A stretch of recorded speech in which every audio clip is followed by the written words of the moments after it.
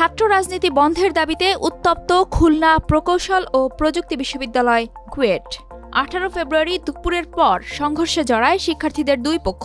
এতে উভয় পক্ষের কমপক্ষে 30 জন আহত হন। পরিস্থিতি নিয়ন্ত্রণে বিজিবি মোতায়েন করা হয়েছে ক্যাম্পাসে। ছাত্রদলের অভিযোগ, লিফলেট বিতরণকালে হামলা চালায় বৈষম্য বিরোধী ছাত্র আন্দোলন ও ছাত্র শিবির। এক পর্যায়ে তা সংঘর্ষে রূপ নেয়। অভিযোগ অস্বীকার করছে ছাত্র শিবির। জানায়, কুয়েটের সংঘর্ষে তাদের কোনো সম্পৃক্ততা নেই। আর বৈষম্য বিরোধী ছাত্র আন্দোলনের নেতারা বলছেন, সাধারণ শিক্ষার্থীদের ওপর ছাত্রদলের হামলা ঠেকাতে উপস্থিত হন তারা। এদিকে কুয়েটে হামলার প্রতিবাদে ঢাকা বিশ্ববিদ্যালয় সহ দেশের বিভিন্ন উচ্চশিক্ষা প্রতিষ্ঠানে বিক্ষোভ করে শিক্ষার্থীদের একাধিক সংগঠন। উত্তাপ ছড়িয়েছে সামাজিক যোগাযোগ মাধ্যমেও। পাল্টাপাল্টি মন্তব্য করছেন ছাত্র সংগঠনগুলোর শীর্ষ নেতারা। জাতীয়তাবাদী ছাত্রদলের সাধারণ সম্পাদক নাসির উদ্দিন নাসির তার ভেরিফাইড ফেসবুক প্রোফাইলে লিখেছেন, ছাত্র রাজনীতি বন্ধ করতে চাওয়া ফ্যাসিবাদী মনোভাবের বহিঃপ্রকাশ। ছাত্রদের রাজনীতি করার অধিকার কেড়ে নিতে চাওয়া অগণতান্ত্রিক, অসাংবিধানিক এবং আন্তর্জাতিক আইন অনুসারে মৌলিক অধিকার পরিপন্থী।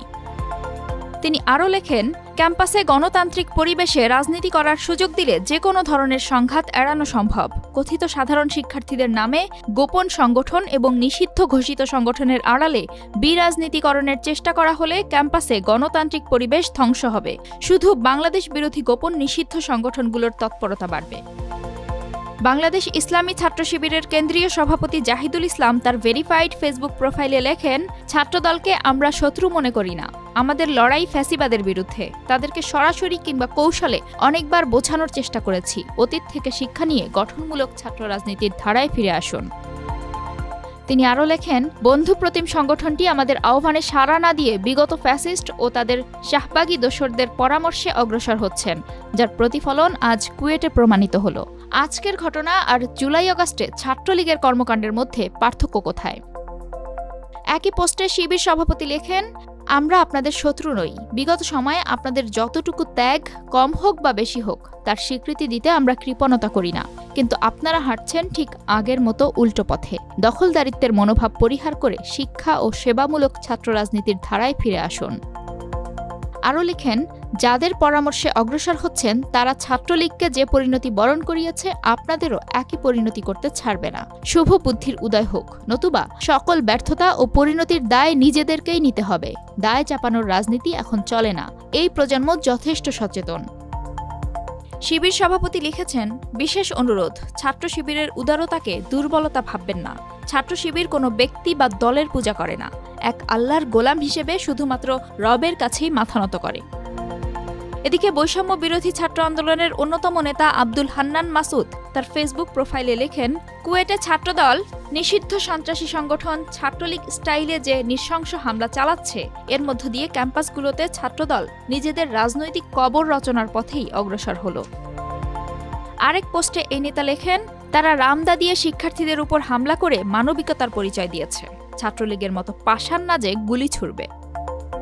একই বিষয়ে বাংলাদেশ ছাত্র ফেডারেশনের সভাপতি মশিউর রহমান রিচার্ড লেখেন, ছাত্রদলের কেন্দ্রীয় কমিটির প্রতি আহ্বান, কুয়েটের ঘটনা যথাযথ তদন্ত করুন। সশস্ত্র হামলায় নিজ দলের যত সদস্য বা সমর্থক জড়িত হয়েছে বা যাদের নামেই রামদা সহ দেশীয় অস্ত্র ব্যবহারের অভিযোগ পাওয়া যাবে, তাদের বিরুদ্ধে শুধু সাংগঠনিক ব্যবস্থাই না, আইনি পদক্ষেপ নিতেও বাধ্য করুন। একই ফেসবুক পোস্টে বৈষম্য বিরোধী ও ছাত্র শিবিরের প্রতিও আহ্বান জানান ছাত্র ফেডারেশনের এই নেতা। তিনি লেখেন, আপনারা ছাত্র রাজনীতি অপ্রয়োজনীয় মনে করলে নিজেরা রাজনীতি থেকে দূরে থাকুন। কোনো শিক্ষার্থীর রাজনৈতিক সংগঠন করার অধিকারকে খর্ব করে এমন পদক্ষেপে সামিল হবেন না। বৈষম্য বিরোধী নামটিকে নিজেদের গোষ্ঠীগত স্বার্থে ব্যবহার বন্ধ করে ভিন্ন নামে রাজনৈতিক সংগঠন তৈরি করুন। তিনি আরও লিখেন, ছাত্র শিবির আপনাদের কুয়েট শাখা কমিটি ও সদস্য সাথীদের নাম প্রকাশ্যে ঘোষণা করুন। ইতিবাচক গণতান্ত্রিক রাজনৈতিক সংস্কৃতি নির্মাণে ন্যূনতম দায়িত্ববোধ পালন করুন। পেশি শক্তি নির্ভর রাজনীতির পাশাপাশি আপনাদের গুপ্ত রাজনীতি ও সাধারণ শিক্ষার্থীদের ঢাল বানিয়ে নিজেদের গোষ্ঠী স্বার্থ উদ্ধারের চেষ্টা কেউ পছন্দ করে না।